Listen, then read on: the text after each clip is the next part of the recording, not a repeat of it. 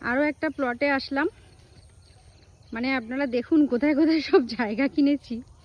মানে প্রাকৃতিক পরিবেশ তো খুবই সুন্দর, কিন্তু জায়গা অবধি পৌঁছানোটা একেবারে মানে ওফ।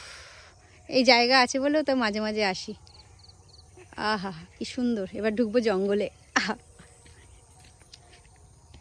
দেখে দেখে কিন্তু এখানে সাপ থাকতে পারে, বিষাক্ত সাপের জায়গা হচ্ছে এটা। তোমার চাবিটা বাজাতে বাজাতে নালে আসো। এটা পুরো একটা বাগান, আম বাগান।